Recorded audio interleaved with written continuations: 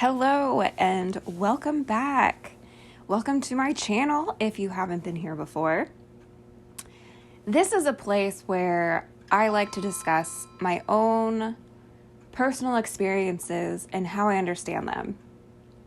It's kind of a science-based understanding or a truth-based understanding of spiritual and self-help concepts. There are some things out there that are rather confusing when you go and try to look at them or you think about them and they just don't make a lot of sense.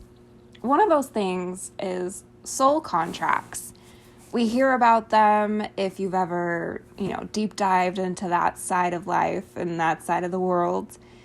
It's a little confusing. Soul contracts. What are they? What do they do for us? What does it mean?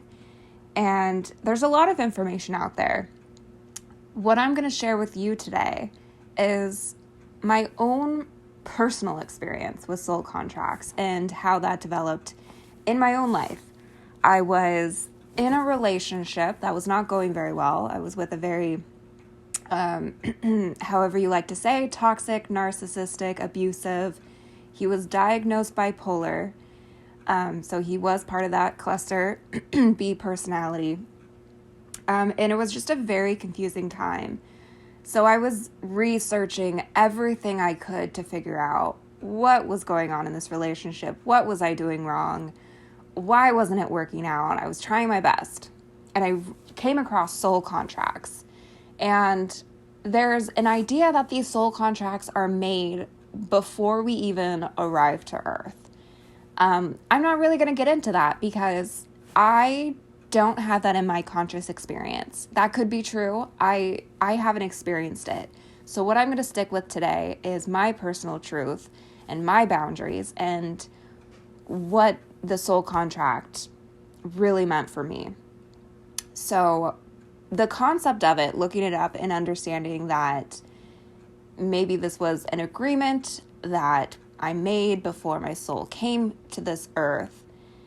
Basically, an agreement between me and somebody else. That can translate also to your daily relationships and your actual relationships here.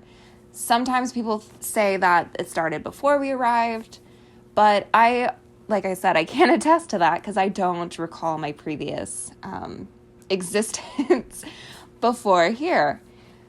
So really meditating on soul contracts and trying to discover what they are and really thinking about them. With my partner, we were engaged. We had a contract. We had a promise together. And I think that kind of is a soul contract. I gave my heart and soul and promises to this person to be there, to love them, to not leave them, to not abandon them, and to work and be my best. And the struggle was that person wasn't doing it back for me. And I had given my entire existence to this person for as long as I could remember up to that point. I just wanted to be married. I wanted to have a husband. I wanted that. I'm so passionate about it. And I was very good at taking care of other people. I'm very good at people pleasing and putting others first. We'll get into that part later because that obviously plays into how I got into the relationship to begin with. But what I discovered was I genuinely was giving my soul over to this person. I wasn't living for myself. I wasn't living for my best self or my own health. I was living for this other person. And I was done with it. It was a very extremely difficult and long breakup. And I had this moment where I was thinking about these soul contracts and I saw myself take this contract and be like, it's over and I'm going to find a new purpose. I had to find a new purpose.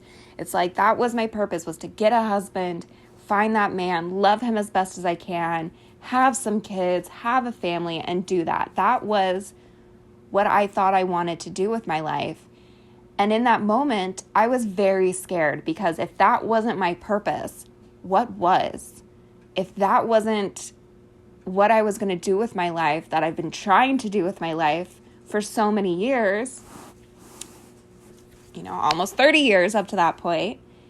So I had this vision, and all of a sudden I had this blank contract in my mind, and I signed it over to myself. That was my decision. I decided if there's no one in my life right now that I can sign it over to. At that point in time, I couldn't sign it over to my family. We had a big to-do that I can talk about later. It's a very intimate experience and very embarrassing, but I think it's something that I really would like to share with you guys at a later time. But if I wasn't going to be living for my family, if I wasn't going to be living for my job, if I wasn't going to be living for a future husband or the fiance that I was currently trying to get over, what was my purpose? Who was I going to live for? And I signed it over to myself in my mind. I signed over this contract to myself to figure out who I am, to give this love to me and see what could possibly come of it. And it was the best decision I've ever made. It changed the perspective of my purpose, and it gave direction to me to find out who I am and to figure out what is going on with my body. And it really started a self-discovery and a personal discovery of myself and my journey and figuring out who I am. And so this is just one personal experience of soul contracts and what it meant to me and how I experienced that and how it showed up in my life. And that's my experience. I hope you guys enjoyed, and maybe it'll shed some light and bring in a little bit of a different perspective over what a soul contract can be and what you want your contract to be. And you have choice. Like, I chose. And so you also have the choice. You have to find out what you have signed it off to, like what is your main purpose. And then you also have to be brave enough to let that go, which can be extremely scary. But in this case, it was completely worth it for me. It wasn't easy. It was, after I had done this, it was another 3 years of extreme, rough self-discovery. So I'm not going to say it was all roses and sunshine.